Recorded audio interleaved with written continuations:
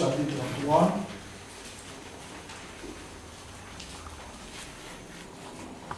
Nous lirons à partir du verset 18. Exode 33, à partir du verset 18. Moïse dit, fais-moi voir ta gloire.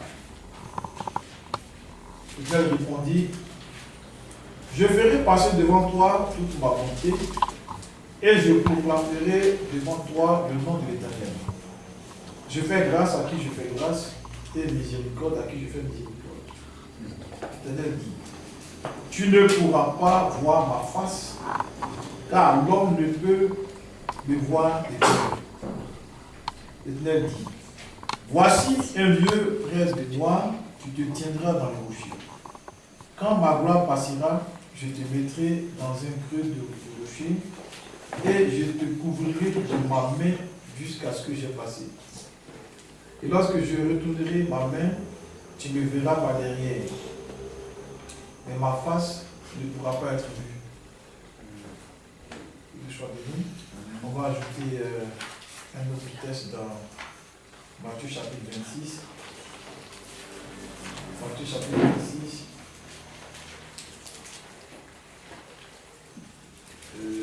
Nous lirons à partir du verset 20. Matthieu 26 à partir du verset 20. Le soir étant venu, il se mit à table avec les 12. Pendant qu'il mangeait, il dit, je vous le dis en vérité, l'un de vous me livrera. Il fut profondément attristé, et chacun se mit à lui dire, est-ce moi, Seigneur? Il répondit, celui qui a mis avec moi la main dans le plat, c'est celui qui me livrera. Le Fils de l'homme s'en va, selon ce qui est écrit de lui. Mais malheur à l'homme par qui le Fils de l'homme est livré. Mieux vaudrait pour cet homme qu'il ne soit pas né. Judas, qui le livrait, prit la parole et dit, est-ce moi, Rabbi? Jésus lui répondit, tu l'as dit. Pendant qu'il mangeait, Jésus prit du pain, et après avoir rendu grâce, il le rompit et le donna aux disciples en disant, prenez, mangez, ceci est mon corps. Il prit ensuite une coupe, et après avoir rendu grâce, il la leur donna en disant, buvez-en tous. Car ceci est mon sang, le sang de l'alliance qui est répandu pour beaucoup pour le pardon des péchés. Je vous le dis, je ne boirai plus désormais de ce fruit de la vigne jusqu'au jour où j'en boirai du nouveau avec vous dans le royaume de mon Père. Après avoir chanté les cantiques, il se rendit à la montagne des Oliviers. Alors Jésus leur dit, je serai pour vous tous cette nuit une occasion de chute. Car il est écrit, je frapperai le berger et les brebis du troupeau seront dispersées. Mais après que je serai ressuscité, je vous précéderai en Galilée. Pierre prenant la parole lui, même si tu étais pour tous une occasion de chute, tu ne le seras jamais pour moi. Jésus lui dit, je te le dis en vérité, c'est tout de même, avant que le coq chante, tu me réuniras 3 fois. Pierre lui répondit, même s'il me fallait mourir avec toi, je ne te réunirai pas. Et tous les disciples disent la même chose. Amen. C'est tous qui ont dit la même chose. Souvent, quand on parle de ce sujet, on accuse Pierre. Et tous ont dit la même chose. Ce n'est pas seulement Pierre. Amen. Chacun a dit, moi je ne te réunirai pas. C'est tous. Là-dessus, Jésus alla avec eux dans un lieu appelé Gethsémane et il dit aux disciples, asseyez-vous ici pendant que je m'éloignerai pour prier. Il prit avec lui Pierre et les 2 fils de Zébédée et il commença à éprouver de la tristesse et des angoisses. Il leur dit alors, mon âme est triste jusqu'à la mort. Restez ici et veillez avec moi. Puis, ayant fait quelques pas en avant, il se jeta sur sa face et pria ainsi, mon Père, s'il est possible que cette coupe s'éloigne de moi. Toutefois, non pas ce que je veux, mais ce que tu veux. Amen. je vais m'arrêter là. Nous connaissons la suite de cette histoire. Que Dieu soit béni. Je voudrais revenir un peu sur ce que j'ai dit à la dernière séance et continuer un peu dans le même esprit. Il s'agit de la mort. Nous sommes dans un temps où il y a des notions qu'on doit bien percevoir, qu'on doit bien comprendre. Parce que c'est la voie pour nous tous. On ne peut pas faire autrement. Et c'est des sujets sur lesquels, personnellement, j'insiste dans notre assemblée, où je joue aussi là-bas un rôle de pasteur. Vous savez, frère, la vie chrétienne, ce n'est pas tout l'habillage qu'on voit. Aujourd'hui, il y a beaucoup de manifestations, il y a beaucoup de spiritualité, beaucoup de choses qu'on fait dans les églises. Mais pour la plupart du temps, ce sont des habillages. C'est-à-dire que les gens ont perdu l'essentiel. Donc, on fait des habillages, on fait des maquillages. On ne va pas à l'essentiel. Mais moi, je crois fermement que le message que nous avons reçu est venu pour nous amener à l'essentiel. Et chacun de nous doit se rendre compte de manière résolue qu'on ne peut pas passer dans un autre chemin que dans le chemin du Seigneur. Jésus a tracé un chemin et ceux qui veulent vaincre, ceux qui veulent être prêts dans notre âge pour l'enlèvement, doivent forcément, obligatoirement passer dans ce chemin. Et le Seigneur, au travers du ministère de notre frère Branham, nous a légué un héritage. On ne peut pas l'assumer si on ne passe pas par ce chemin.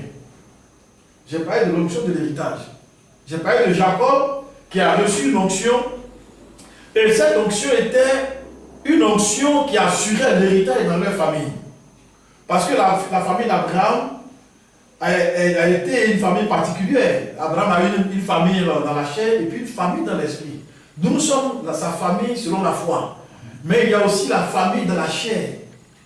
Donc, c'est la même chose, c'est le même processus. Et ce qui s'est passé dans la chair avec la famille d'Abraham, c'est ce qu'on vit dans l'esprit. Dans la vie de l'Église, il y a une lignée qui détient un héritage. Il y a une onction d'héritage. Et cette onction est versée sur ceux qui prennent l'engagement de parvenir à la perfection. Ceux qui prennent l'engagement d'assumer la continuité de l'œuvre de Jésus-Christ dans toute sa plénitude sur cette terre. Parce qu'il y a des gens comme ça dans l'église qui veulent aller loin, plus loin, pour voir la gloire de Dieu. Moïse a dit au Seigneur, fais-moi voir ta gloire. Moi je veux voir ta gloire. Fais-moi voir ta gloire. Fais-moi voir ta gloire. Le Seigneur lui a dit, tu me verras de dos. Tu ne verras pas mon visage. Tu ne verras pas ma face. Tu me verras de dos. Parce que si tu vois ma face, tu vas mourir. Et c'est une loi. C'est la loi. Si celui qui voit le visage de Dieu, il meurt. Maintenant, je vous ai dit que si on voit Dieu avec les yeux spirituels, celui qui meurt, c'est le vieil homme. Ésaïe a vu la gloire de Dieu. Qu'est-ce qu'il a dit? Parce qu'Ésaïe connaissait la loi, il connaissait la parole, il connaissait l'expérience des anciens. Donc, quand il a vu la gloire de Dieu dans le ciel, il a dit, je suis mort. Mais il n'est pas mort. Amen. Il n'est pas mort. Mais seulement qu'il s'est passé quelque chose en lui qui l'a transformé et qui l'a amené plus loin dans le ministère. Qui enverrai-je? Il a dit, mais voici, envoie-moi. Envoie-moi. Amen. Envoie-moi. Moi, je vais aller, envoie-moi. Qui marchera pour nous? Qui enverrai-je? Qui marchera pour nous? Ésaïe a dit, envoie-moi. Parce qu'il a vu la gloire de Dieu. Il a vu la gloire de Dieu. Et quelque chose s'est passé en lui. L'épouse, ceux qui sont appelés à former l'épouse de Christ, doivent voir la gloire de Dieu. Ils doivent découvrir le visage du Seigneur. Et chacun doit expérimenter la mort. Chacun doit expérimenter la mort. On ne peut pas voir Dieu et vivre Quand on voit Dieu, la sentence, c'est qu'on doit mourir. Et cette mort, c'est une mort qui effraie la chair. Parce que c'est la chair qui doit mourir. Jésus ici, il était dans les derniers instants de sa vie sur la terre. Et on ne peut pas, il ne pouvait pas entrer dans la pleine volonté de Dieu sans passer par la mort. C'est la même chose pour nous. On ne peut pas entrer dans la pleine volonté de Dieu sans mourir. Ce n'est pas possible. Donc Jésus savait, en faisant les miracles dans la rue de Jérusalem, dans le village d'Israël, en prêchant la parole, en multipliant les pains, dans les déserts, en faisant toutes ces choses, il était conscient qu'il ne pourrait pas accomplir toute la volonté de Dieu sans passer par la mort. Il le savait qu'il allait mourir un jour. Il le savait. Donc il a accompli son ministère et dans ces derniers instants, il a réuni les disciples et il a commencé à leur décrire ce qui allait se passer. D'abord, il a présenté une coupe. Il a dit buvez. C'est une coupe à boire. Il a dit buvez. Ils ont bu. Il leur a expliqué ce que ça voulait dire. Mais l'explication, entre l'explication et l'expérience, il y a une différence. Il leur a expliqué ce que ça voulait dire. Mais il y a eu une expérience à vivre. Et lui, il a vécu l'expérience. Il est mort. Mais avant de mourir, il avait des frayeurs. Il avait peur. Il avait peur. Il a éprouvé des frayeurs. Il a éprouvé de l'angoisse. Parce que frère, quand la chair doit mourir, c'est terrible. La chair se débat. La chair agonise. Et l'agonie du Seigneur dans ce jardin de Gethsémani, c'était vraiment l'image de l'agonie, de la chair, de notre vieil homme qui refuse de mourir. Parce que pour que l'homme entre dans la pleine volonté de Dieu, il faut que sa chair meure. Tant que notre chair ne meurt pas, tant que nous ne mourrons pas à nous-mêmes, à notre personnalité, à notre orgueil, à ce que nous voulons être dans ce monde parmi les autres, tant qu'on ne meurt pas au regard des autres, parce qu'il faut mourir au regard des autres. Les regards des autres ne nous apportent rien, frère. Amen. On doit mourir. Et celui qui est mort, c'est celui qui ne ressent plus rien dans sa chair. Il ne ressent plus rien. Un cadavre, c'est un cadavre. Nous le savons tous. Quand tu es mort, tu es mort. Est-ce que un cadavre, vous pouvez jurer un corps et puis il va réagir? Non. Un corps, un cadavre qui est étendu là, tu peux le chuter, il ne peut pas réagir parce qu'il n'y a pas de vie en lui. On peut tout faire d'un cadavre. Il ne réagit pas. Celui qui doit entrer pleinement dans la volonté de Dieu, il doit expérimenter la mort. Et ça, frère, c'est un grand combat. C'est ce combat que Jacob a mené. Et quand vous lisez la vie d'Abraham, Dieu l'a appelé à sortir de sa famille. Abraham est sorti. Il a marché avec le Seigneur. Il a marché sur la base des promesses. Et Dieu voulait lui assurer un héritage, donc un héritier. Il lui a donné, il lui a fait une promesse. Abraham a attendu longtemps. Effectivement, la promesse a été accomplie. Isaac est né. Quand Isaac est né, il est arrivé au point culminant de son adoration avec le Seigneur. Il fallait qu'il y ait la mort. Ça, c'était le point culminant. C'est toujours le point culminant.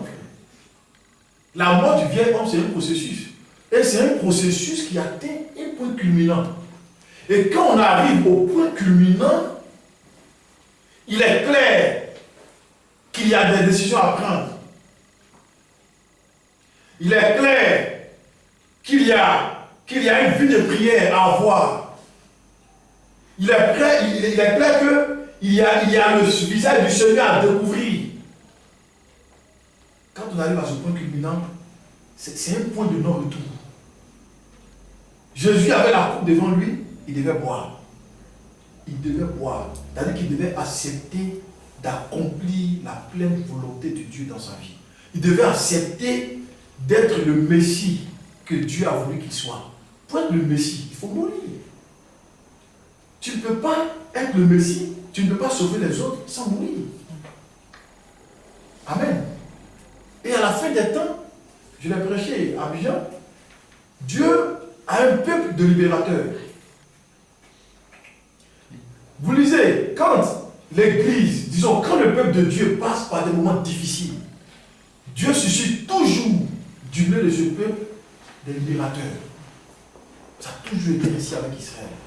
Dieu envoie toujours des libérateurs. Il suscite toujours des hommes et des femmes pour libérer son peuple.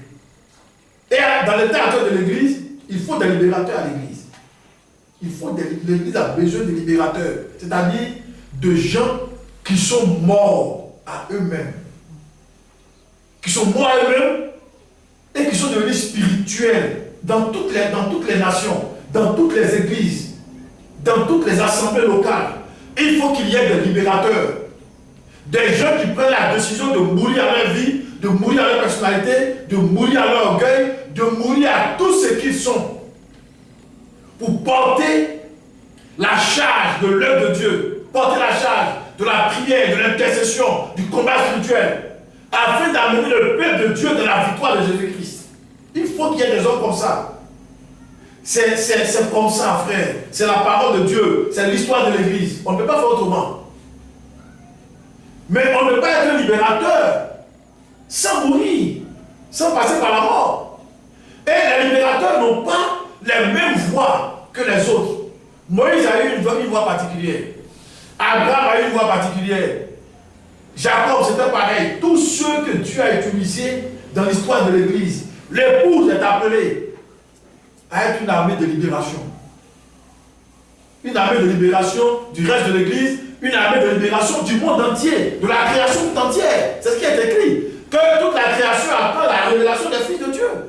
Mais dans cette armée de libérateurs, mais frère, il faut que la mort soit constatée pour tout le monde. Dieu ne peut pas avoir des réactionnaires dans son armée. Ce n'est pas possible. Nous devons être délivrés de nos réactions charnelles, de nos sensations charnelles, de nos perceptions charnelles, et parvenir à être des hommes spirituels, des hommes mûrs. Des hommes mûrs qui ont un sens élevé de la responsabilité spirituelle, un sens élevé de la responsabilité de la foi, un sens élevé, une vision claire de l'héritage que Dieu nous a confié dans ce message. On ne peut pas tenir le bâton de Dieu sans mourir. C'est quand Moïse est mort à lui-même, quand il est mort à l'Égypte, que Dieu lui a confié le bâton. Cette puissance qu'il avait pour aller libérer le peuple d'Israël de l'Égypte. Et on sait quelle puissance Dieu a déployée dans le ministère de Frère Branham. Mais cette puissance, cette colonne de feu, elle est encore là dans l'Église. Mais frère, on ne peut pas entrer dans un tel héritage parce que le frère a dit que c'est quelque chose qui est destiné à l'épouse. Lui, il a seulement révélé quelques éléments, on a vu quelque chose. Mais dans la réalité de cette chose-là, c'est pour l'épouse de Christ. La dimension la plus importante du ministère du prophète, c'est pour l'épouse de Christ.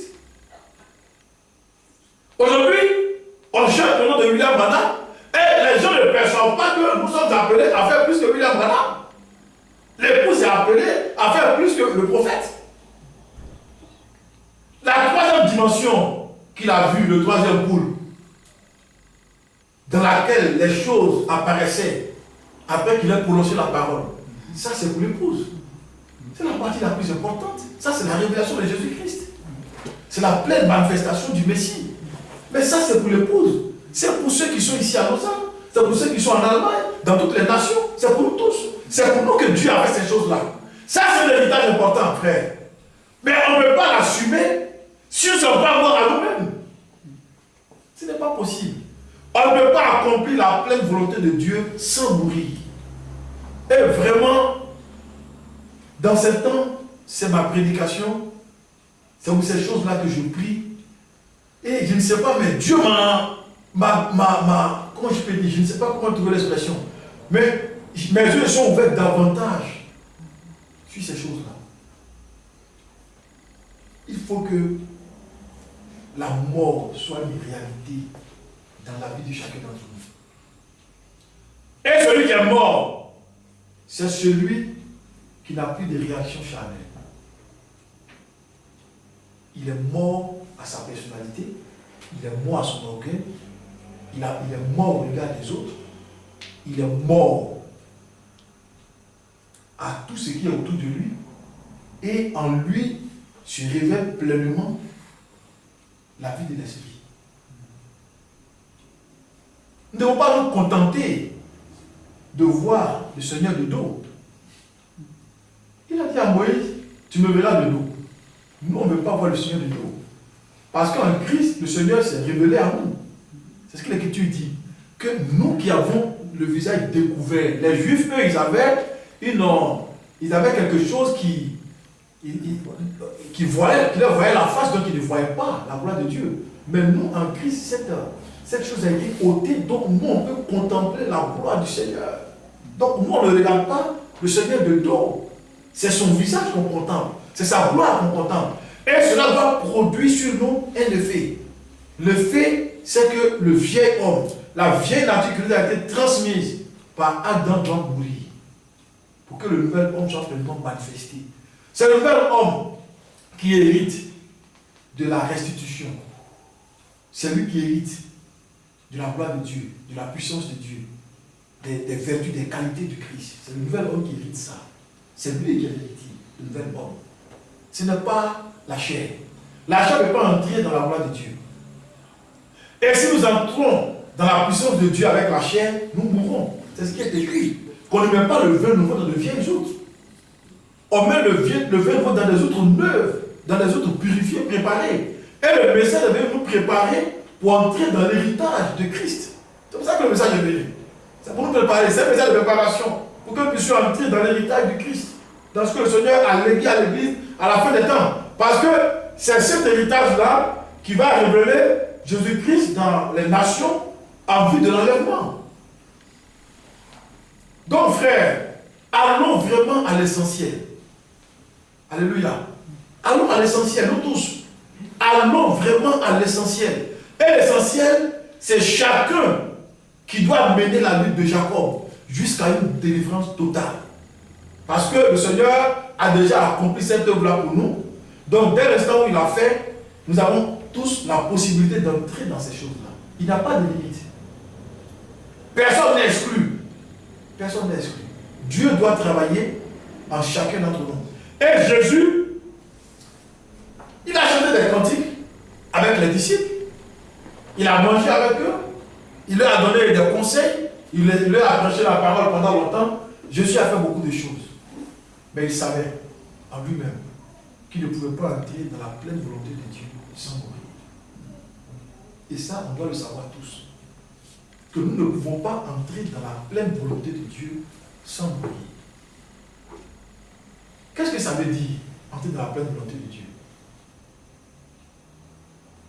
Entrer dans la pleine volonté de Dieu,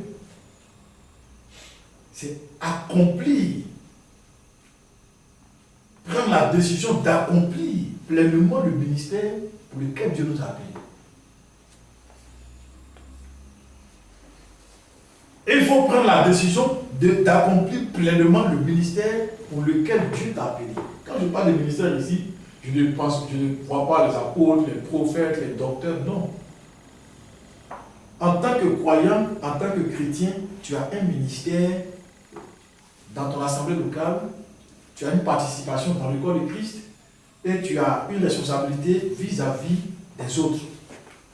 Si tu veux accomplir ça, tu dois mourir.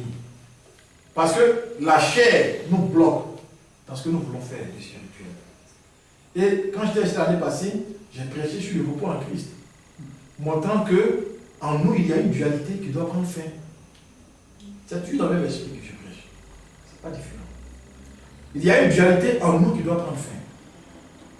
Quand on est dans la foi, il y a une dualité entre la chair et l'esprit, il y a un combat, et ce combat se mène, mais notre repos provient de ce qu'un jour, l'esprit prenne le pouvoir sur la chair.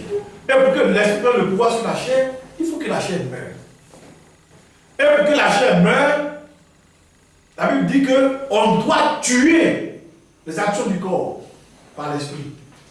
Tuer les actions du corps par l'esprit, c'est la prière, c'est le jeûne, c'est les privations, c'est accepter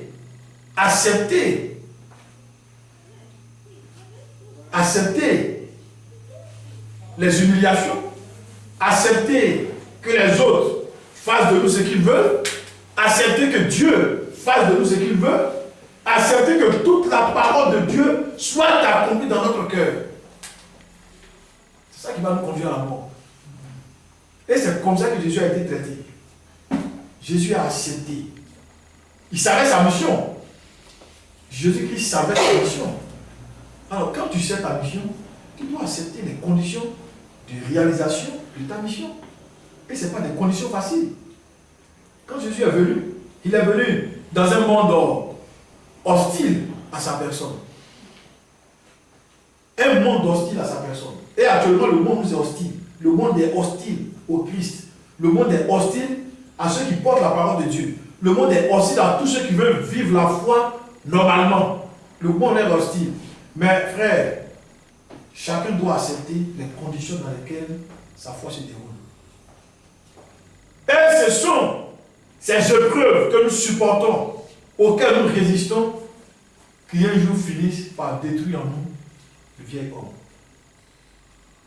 Mais si on laisse le vieil homme s'exprimer, si on le laisse se manifester, on le laisse agir, un jour il va finir par prendre le pouvoir totalement sur nous. Et puis nous ne pourrons plus accomplir la pleine volonté de Dieu. Quand vous regardez dans les nations, aujourd'hui, comme je l'ai dit tout à l'heure, il y a beaucoup de manifestations. Il y a une euphorie dans les églises, il y a beaucoup de choses.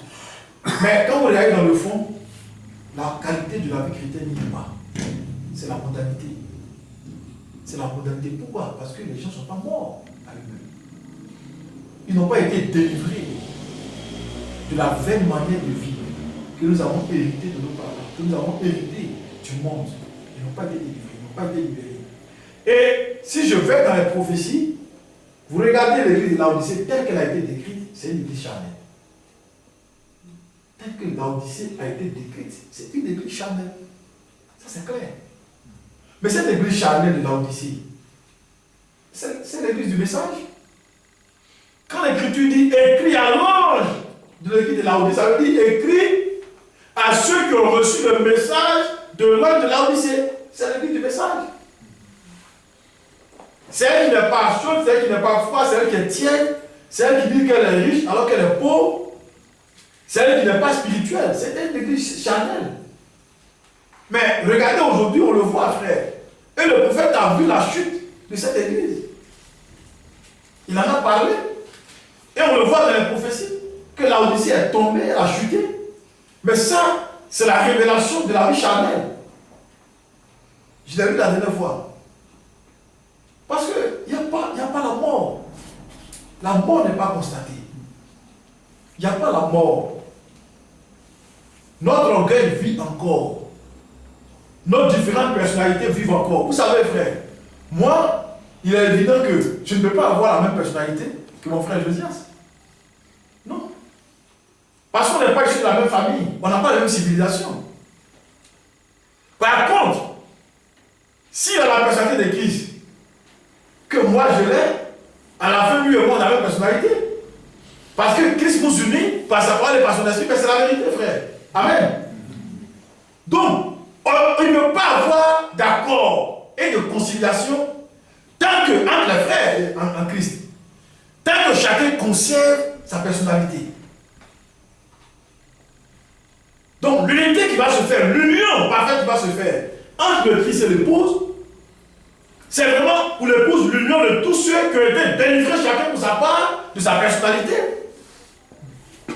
Parce que c'est ce caractère, cette union-là, c'est ça qui nous met ensemble. Quand la chair est morte, quand le vieil homme est mort, et que la personnalité de Christ a été pleinement établie en chacun d'entre nous, alors cette union est là, elle est véritable. Là, il peut y avoir un accord. Parce que sur la personnalité de Christ, pour nous qui sommes des croyants, il y a un accord. Mais si nous voulons vivre avec nos différentes personnalités, il ne peut pas avoir d'accord. C'est pour ça que la Bible peut comprendre.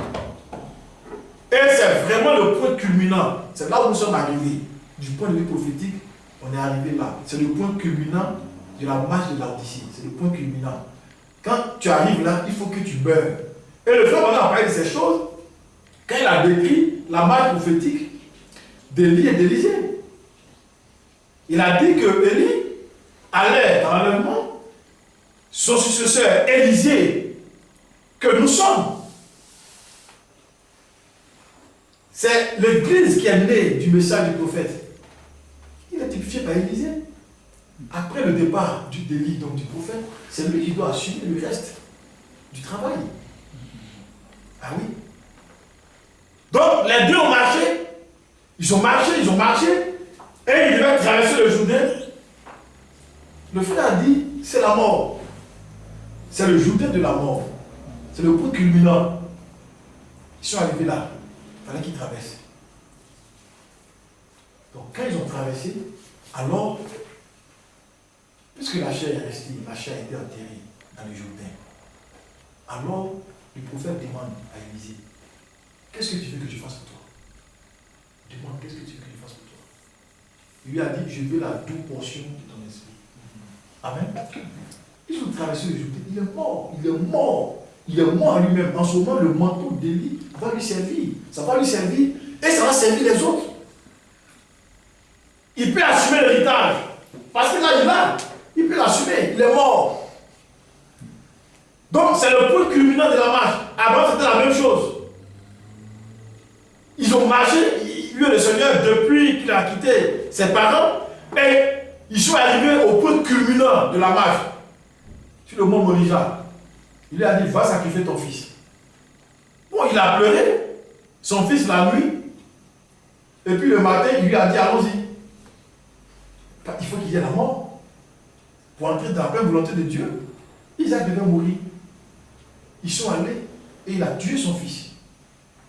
Je dis qu'il a tué parce que là, l'intention vaut la chose. Ça vaut la chose réellement. Pour Dieu, Isaac est mort. Abraham l'a sacrifié. Il lui a dit, maintenant, je vois que tu me fais.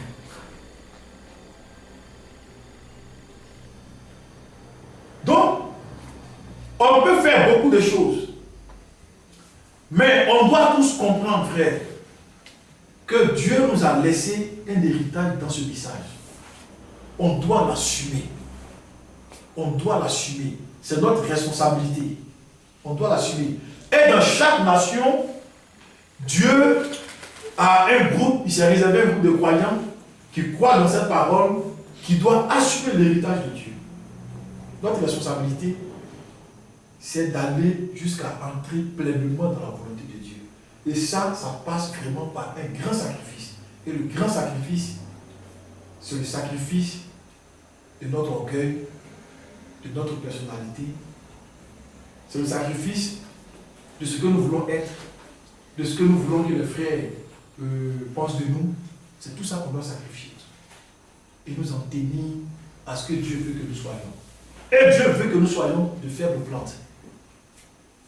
De faibles plantes, de faibles femmes, de faibles hommes, qui n'ont rien d'autre dans la vie que la parole de Dieu, que l'humilité, que la simplicité, de la foi.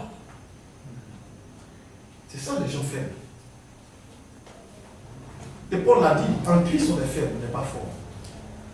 Parce que nous ne sommes plus, on n'a plus d'objectif, on n'est plus ce qu'on aurait voulu être. Nous sommes devenus ce que Dieu a voulu que nous soyons. Parce que c'est lui, le potier. C'est lui qui nous donne la forme qu'il veut. Amen. Nous sommes l'argile. L'argile, il se laisse. Dans tous les cas, il n'a pas le choix. Il se laisse. Et puis Dieu, le potier, lui donne une forme. La forme qui lui plaît. Donc, laissons Dieu nous donner la forme qu'il veut nous donner. Et l'épouse doit laisser le Seigneur lui donner la forme qu'il veut. Quand Jésus a voulu prendre une femme, il a fait savoir ce qu'il veut à l'eunuque. L'eunuque a sélectionné les produits qu'il fallait et les jeunes filles ont reçu, chacune pour sa part, ce qu'il lui fallait pour se préparer. Donc là, il fallait faire la volonté du roi. il fallait faire les choses, se traiter comme le roi l'aurait voulu. Donc, il y a une forme que Dieu doit nous donner. Cette forme, c'est vraiment une forme particulière. C'est une forme particulière. Ça ne peut pas être la forme que moi je veux. Ça ne peut pas être la forme que mon frère veut, que mon mari veut, que ma femme veut, bien que mes enfants veulent. Mais ça doit être vraiment la forme que Dieu nous donne dans sa parole. Nous devons être de faibles personnes, des agneaux qui vivent simplement leur foi. Jésus est mort. Il a été frappé comme un vulgaire bandit. Et il est revenu à la vie. Ça a été la résurrection du nouvel homme. Ça a été la résurrection du nouvel homme. Donc, sacrifier notre orgueil, sacrifier ce que nous voulons être, sacrifier ce que nous sommes, c'est vraiment revenir dans une nouvelle vie, plus glorieuse, plus simple, plus vivante, une vie d'assurance, une vie de paix, de tranquillité. Et le Seigneur a donné ces images pour que nous puissions saisir ce que Dieu attend de nous. Le message a beaucoup de problèmes, frères et sœurs. Et partout, c'est comme ça. Il y a des frères souvent qui se demandent. Moi, je connais des frères qui arrivent à un moment ont commencé à se poser des questions graves. Je leur ai dit, mais vous allez mourir si vous vous posez des questions comme ça. Parce qu'il y en a qui ont commencé à se demander si le ministère du frère Branham est vraiment la vérité. Mais pourquoi tous ces problèmes dans les églises? J'ai dit, mais vous ne voyez pas, vous ne comprenez pas ce que Dieu veut. C'est ce que Dieu veut de nous qu'on doit savoir. Et c'est ça qui nous donne la paix. Le Seigneur attend de nous quelque chose. Il veut quelque chose. Le message est venu pour un but. Il y a un fruit, comme il a dit l'année passée ici. Il y a un fruit que Dieu veut manifester. Cette parole qui a été plantée comme un arbre doit donner un fruit aux nations, un fruit à l'Église. Donc, si on n'a pas compris et qu'on rentre dans la religion, qu'on rentre dans les raisonnements, alors on va s'égarer. On va perdre le but. Celui qui met en avant autre chose que ce dont nous parlons maintenant, qui concerne vraiment la mort et une véritable résurrection, mais il va perdre le but. Et dans toute l'histoire de l'Église, on voit ce cheminement. La dernière fois, j'ai évoqué la vie de Jean. C'est le même cheminement. Et j'ai évoqué une fois aussi la vie le voyage de Paul à Rome. C'est le même cheminement. C'est toujours en 3 étapes.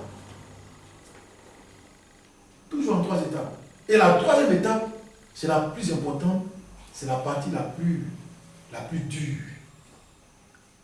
Quand on ressent cette lutte, cette pression dans notre vie, dans notre cœur, cette épreuve-là, et ça doit aboutir à la mort. Il vient comme. Amen. Et si aujourd'hui la pression est sur l'Église, c'est pour en arriver là. Le vieil homme ne peut pas mourir. Il se défend. Il se défend.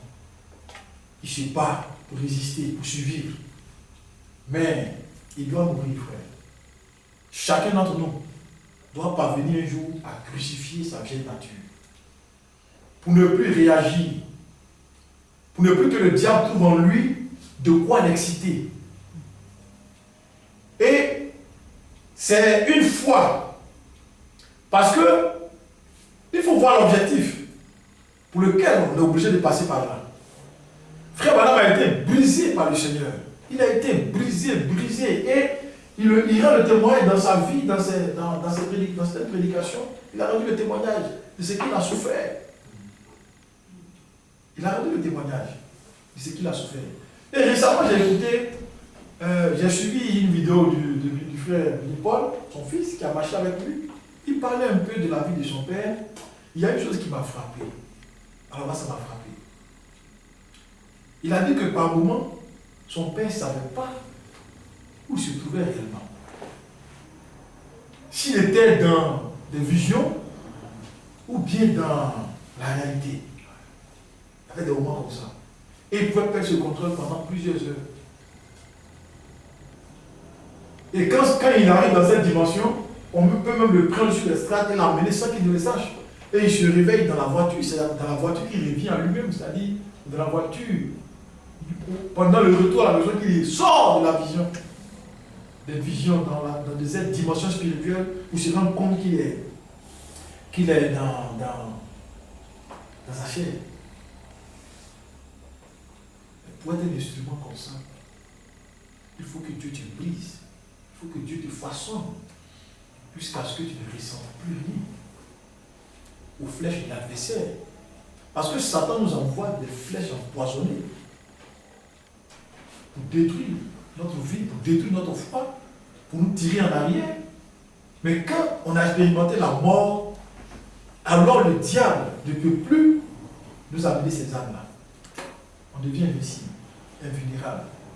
Et tous ceux qui ont connu le frère Branham, qu'ils soient ses frères ou bien ses ennemis, ils rendent tous le témoignage que c'était un homme humble, qui avait beaucoup d'amour pour les autres.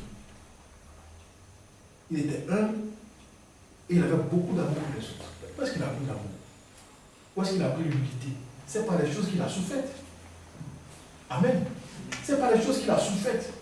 Ce n'est pas les épreuves qu'il a eues. C'est de là qu'est sorti l'amour qu'il avait pour les autres. C'est de là qu'est sorti l'humilité. Dieu l'a brisé. Et ça, ce n'est pas l'affaire d'un individu. Ce n'est pas l'affaire d'un prophète. Nous tous,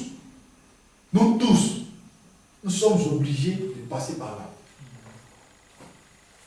On est tous obligés de passer par là.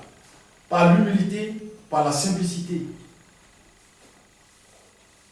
Et ça a été décrit aussi dans la statue de l'homme parfait. Le sommet. Depuis la base de la foi jusqu'au sommet. C'est une construction, c'est un édifice. C'est vraiment l'édifice du temple de Dieu. Dans lequel le Seigneur vient tabernacler pour accomplir sa volonté. Vous avez vu cet or. Donc ce qui m'a marqué là, c'était vraiment dans ce témoignage, cette union entre un serviteur de Dieu et Dieu lui-même. C'est ce qui a fait que beaucoup se sont égarés, ils n'ont pas fait la différence. Il y en a qui en sont venus à dire que le frère Madame, c'était Jésus-Christ ou bien c'était Dieu. Bon, parce que la relation était telle. Mais quand on voit ça, on l'attribue à un prophète. Non, il ne faut plus l'attribuer à un prophète.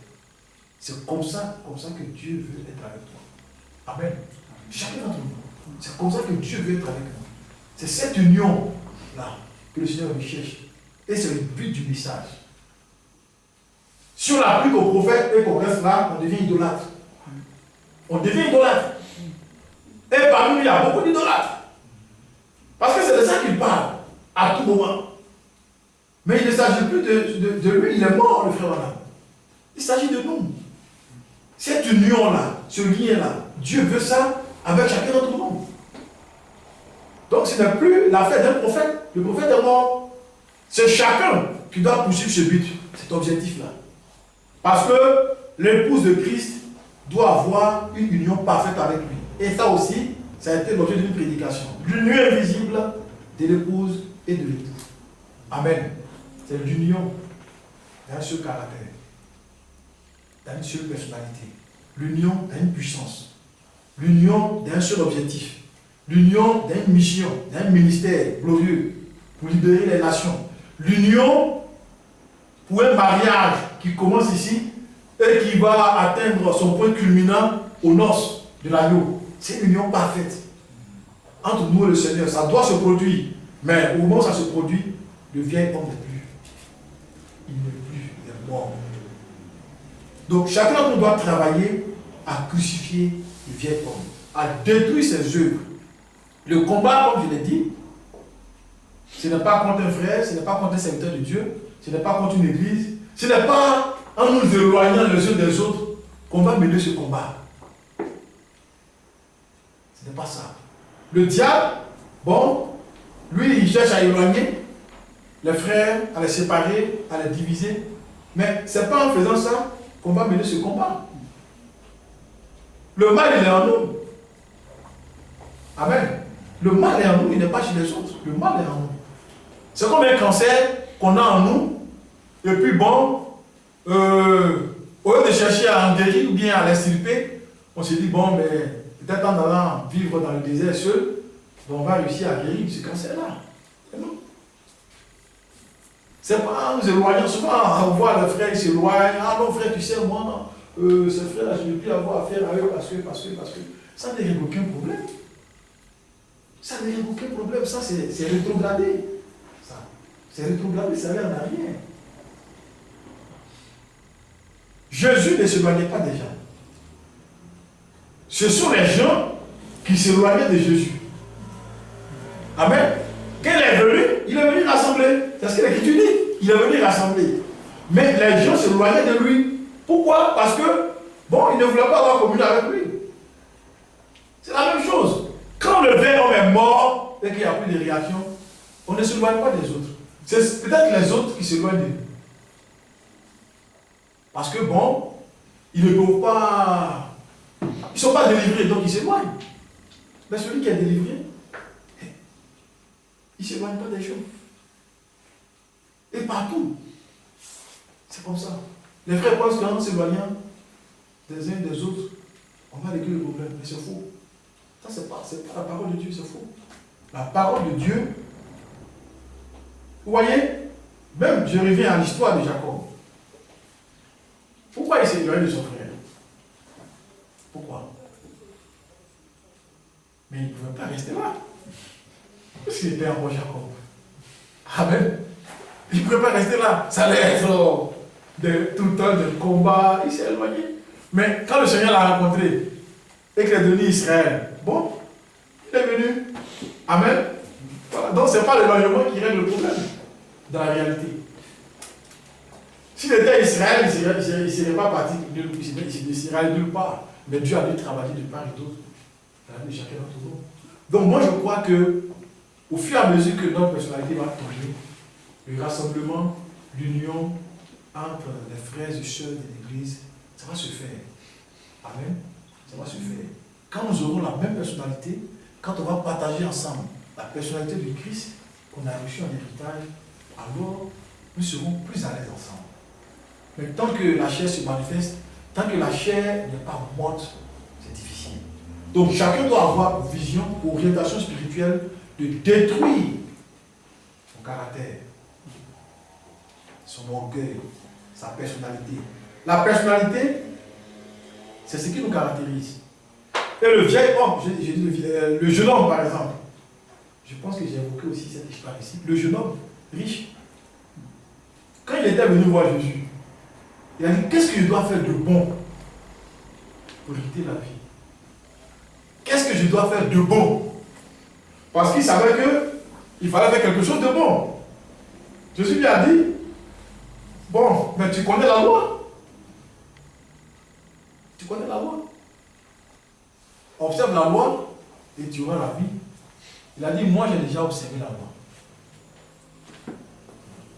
J'ai dit, bon, si tu as observé la loi, c'est bien. Si tu veux être parfait, amen, c'est une autre dimension.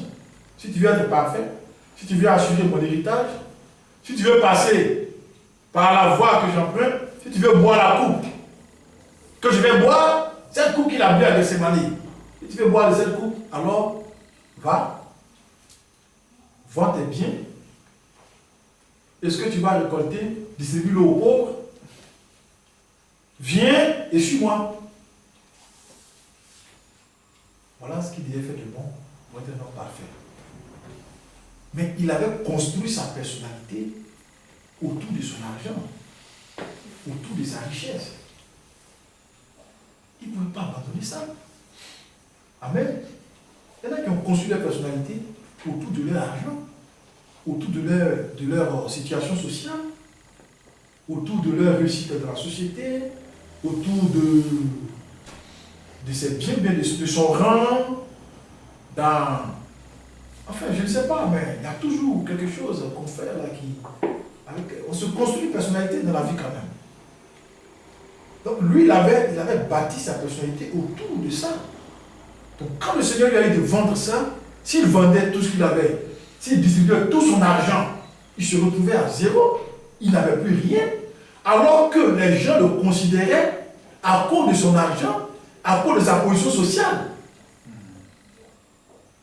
Il inspirait le respect à cause de ça. Donc, s'il vendait ça et qu'il devenait pauvre, il n'aurait plus la même considération des autres. Donc là, il ménage le regard des autres. Il ménage le respect qu'on lui doit. Il ménage ses biens, son confort. C'est ça qui fait sa personnalité. Donc, il allait réfléchir et puis il a vu qu'il ne pouvait pas vendre. Ce serait difficile. Ce serait insupportable. Il ne pouvait pas mourir. Amen. Il ne pouvait pas mourir. Vous voyez? Donc, il n'est plus revenu. Il n'est plus revenu. Mais, nous aujourd'hui, je pense qu'on a choisi de mourir. Amen. On a choisi de mourir. Donc, on va mourir. On va mourir. On va mourir, frère. Amen. Et moi, je bénis Dieu parce que chacun va mourir. Pour que la gloire de Dieu soit le partage de chacun d'entre nous. Non, vous et moi, dans notre famille, on doit nous respecter à cause de la personnalité divine qui se manifeste au travers de nous.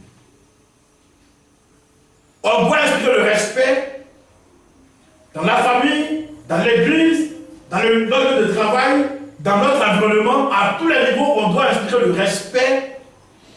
On doit tirer le respect des autres par notre personnalité spirituelle. Pas parce qu'on est riche, pas parce qu'on est le patron, pas parce qu'on est ceci ou cela. Mais les gens doivent nous respecter à cause de la gloire de Dieu qui est en nous. Oui, frère, c'est important. On doit nous respecter dans la vie de tous les jours à cause de l'onction qui est sur nous, à cause de la gloire de Dieu qui se trouve en nous. Ça ne passe pas. Ça ne passe pas. Amen. Ça ne passe pas, frère. Les autres choses passent. Aujourd'hui, tu peux avoir beaucoup d'argent, on te respecte. Demain, si tu n'en as plus, on ne te respecte plus. Mais oui. Aujourd'hui, tu peux être le chef, peut-être de l'entreprise, on te respecte, on te donne tous les honneurs. Demain, si on t'a licencié, mais c'est fini. Mais si tu as imposé le respect par ta vie spirituelle, par cette personnalité divine qui se dégage au travers de toi, ça ne finit pas. Où que tu sois, ça ne finit pas. Et c'était ça que Joseph avait en Égypte. Qui était Joseph? Il était le plus petit. Il est peut-être l'un des plus petits parmi ses frères. Il avait des visions, il avait des songes, il en parlait à ses parents. Ses frères ont commencé à le mépriser pour ça. Il dit, mais toi, qu'est-ce que tu veux dire? Tu veux dire que demain on te sera soumis? C'est ce que tu veux dire, Joseph? Ces grands frères ont commencé à le molester, à le mépriser. À la fin, ils l'ont vendu. Ils l'ont vendu. Mais quand il est arrivé en Égypte, qui est-ce qu'il était, Joseph? Il n'était rien. Il n'était rien en Égypte. Il est devenu serviteur dans la maison d'un certain Potiphar. Sinon, il n'était rien en Égypte. Mais c'était ce qui était en lui, cette valeur spirituelle qui était en lui, qui a imposé le respect à tous les Égyptiens, y compris du Pharaon. Et le Pharaon était tellement touché que, bon, il avait la peur, la crainte de ce petit hébreu.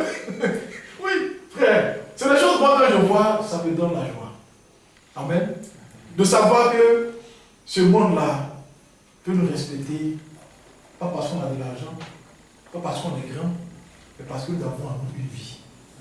Une vie que les autres n'ont pas. Une puissance que les autres n'ont pas. Et Joseph est devenu grand en Égypte à cause de l'onction qui était sur lui. À cause de sa personnalité divine. Qui était Daniel? À Babylone. C'était un serviteur.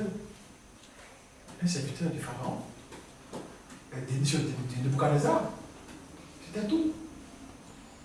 Mais la Bible dit qu'il avait en lui l'esprit supérieur. Et il a imposé le respect dans son environnement, à tout le monde. Il a imposé le respect à tout le monde. Son intégrité, sa position a imposé le respect à tout le monde. C'était pareil pour ces trois amis. Donc, si nous on doit nous respecter, si on doit avoir pour nous de la déférence, ça doit être à cause de ce que nous avons en nous, que les autres n'ont pas. C'est ça qui va faire la différence entre nous et les autres. Mais si on veut s'imposer aux autres à cause de notre rang social, à cause de notre réussite, à cause de nos diplômes, de notre bagage intellectuel, quand ça ne sera plus là, on ne va plus nous respecter. Amen. Que Dieu soit béni. Ayons confiance dans l'onction du Seigneur et travaillons vraiment à faire avancer, à faire révéler, à faire manifester cette gloire que Dieu nous a donnée, cette puissance que Dieu nous a donnée. Travaillons en insistant auprès du Seigneur, fais-moi voir ta gloire, parce qu'aujourd'hui nous avons le droit de voir la gloire de Dieu. Ce n'est pas comme les enfants d'Israël qui étaient quand même voilés. C'est vrai qu'ils ont vu la gloire de Dieu dans la tente, comme ça, devant eux, comme une colonne de nuée le jour, une colonne de feu la nuit, mais cette gloire n'est pas allée au-dedans d'eux. Mais nous aujourd'hui, l'Écriture dit qu'on peut découvrir le visage du Seigneur, découvrir la gloire de Dieu par le nouvel homme, par cette nouvelle naissance que nous avons dessus. Par cette vie de résurrection, on peut découvrir le visage du Seigneur. Et c'est ça qui va nous transformer au fur et à mesure que nous allons avancer. Que Dieu soit béni et que vraiment ces paroles d'exhortation, ces paroles d'encouragement puissent nous aider à aller de l'avant. S'il y a une chose qu'on doit faire aujourd'hui, c'est vraiment chercher à aller à l'essentiel. En finir avec les petites choses qui nous retiennent encore, les petits liens que le diable met dans nos jambes. On doit en finir avec ça. Nous devons grandir. Amen. Parce que le message est venu il y a longtemps. Il y a longtemps qu'on a reçu la parole. On doit grandir. Chacun doit grandir. Chacun doit aller de l'avant, doit marcher. On doit dépasser la chair et ses passions, la chair et ses œuvres. On doit réussir à dompter notre milieu naturel. Pour ne plus subir les influences de la séduction de la chair, subir les influences, les inspirations inutiles. Aller vraiment à l'essentiel, à la maturité. Affronter l'ennemi. Amen. Parce que l'adversaire que nous avons, l'ennemi que nous avons, il est seul. C'est pas. Enfin, c'est le diable. C'est le diable, on doit l'affronter. On doit l'affronter, le diable. On doit l'affronter. Et Jésus a affronté l'ennemi. C'était un combat difficile. La première chose qu'il a pris du renfort. Mais c'était un renfort vraiment très faible. Les trois disciples qui étaient avec lui n'ont pas pu tenir. Bon, ils sont venus, mais bon. Il a dit, venez m'aider à prier parce que je sens, je suis angoissé, ça ne va pas. Ils sont venus, ils n'ont pas pu. Parce qu'eux-mêmes étaient encore dans le lit de la chair. Ils n'étaient pas morts. Ils n'étaient pas morts. Je pense qu'ils les a appelés beaucoup plus pour qu'ils voient l'exemple. Sinon, parce qu'ils n'étaient pas morts. Pierre a été achevé tout de suite quand ils ont pris le Seigneur et qu'ils sont allés, ils l'ont regardé, ils ont dit, mais dis-toi, tu es l'un d'eux? Il a dit non. Par deuxième fois, tu es l'un d'eux? Il a dit non. Il a pensé à jurer. Et puis bon, après, il est entré en lui-même. Il a commencé à produire ses péchés. C'est comme ça qu'il est mort. Amen. C'est là qu'il est mort. Quand il s'est rendu compte de ce qu'il a fait. Il est mort là. Parce qu'après, il s'est présenté maintenant aux gens comme un suiveur de Jésus, comme un disciple, comme un apôtre. Il a commencé à prêcher, il n'avait plus peur, mais il était mort. Ses craintes avaient disparu, ses tremblements avaient disparu, alors qu'il avait déjà juré dans la chair qu'il ne pouvait pas régner le Seigneur. Eux tous, ils ont juré, mais ils ont fui. Ils ont fui parce qu'ils ne pouvaient pas. Le vieil homme, c'est un peureux. Amen.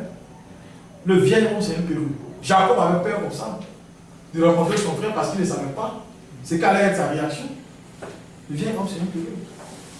Mais le nouvel homme, il n'a pas peur. Il affronte l'adversaire, il affronte l'ennemi, il affronte la chair. Il affronte les puissances des ténèbres. Et il manifeste la victoire de Jésus-Christ. Que Dieu soit béni. Nous allons nous mettre entre les mains du Seigneur. que vraiment le Seigneur nous fasse voir sa gloire, qui nous donne vraiment dans notre vie d'aller à l'essentiel. Je crois que nous sommes déjà allés à l'essentiel. Mais s'il y en a qui n'ont pas encore compris, qu'on est à l'essentiel. Et qu'on persévère dans ce combat-là. Il ne faut pas qu'on se laisse aller à la chair, à la vie de négligence, à la vie de légèreté. Parce que ce combat, l'esprit qui est contre ce combat, c'est l'esprit de l'ambition, l'esprit de la tiédeur. L'esprit de la tiédeur, l'esprit de la nonchalance, de la négligence, l'esprit de la passivité. Ça, c'est le vrai nom de ce démon-là. La passivité.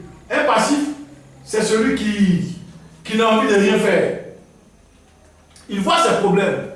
C'est accumulé là. Mais il a envie de rien faire. Il ne veut pas toucher. Il ne veut rien faire. Il est là, il est passif. Il observe les choses, il regarde. Il sait que ça ne va pas. Il regarde les choses, il ne fait rien, il ne prend pas d'initiative. Voilà. Il est là. Ça, c'est du passif. Mais on ne doit pas être passif. Dans ce combat, on ne peut pas être passif. La Bible dit que Jacob est resté seul. Devant le Seigneur, il est resté seul. Il a dit, il faut que je voie la gloire de Dieu. Il faut que je voie Dieu. Parce qu'en lui, il y avait une crise. Au fond de lui-même, il y avait une crise. Et Moïse, c'était la même chose. Vous savez, pour Moïse, l'histoire de Moïse, c'est qu'il venait d'avoir lieu le veau d'or. Donc, le peuple qu'il conduisait, lui, le prophète, il a été désolé de voir que ce peuple est entré dans l'idolâtrie. Justement, dans ce que Dieu a interdit, ils sont entrés dans l'idolâtrie. Il y a eu des morts parmi eux. Donc, il était secoué au fond de lui-même. Il s'est dit, mais est-ce que je dois continuer avec ce peuple-là? Pourquoi c'est arrivé comme ça? Donc, il était en crise. Il a dit à Dieu, rassure-moi, fais-moi voir ta gloire. Fais-moi voir ta gloire. Je veux voir ta gloire. Pour être rassuré, continue le chemin pour avancer. Il a dit, tu me verras de tout. Parce que si tu vois ma face, tu vas mourir. Amen. Pour nous, ce n'est pas le dos du Seigneur qu'on veut voir. On veut le dévisager, voir sa gloire, apprécier ses qualités, apprécier sa vie, apprécier tout ce qu'il est.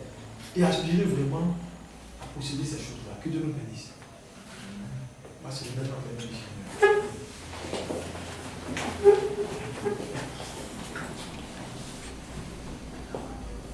Merci, merci Jésus.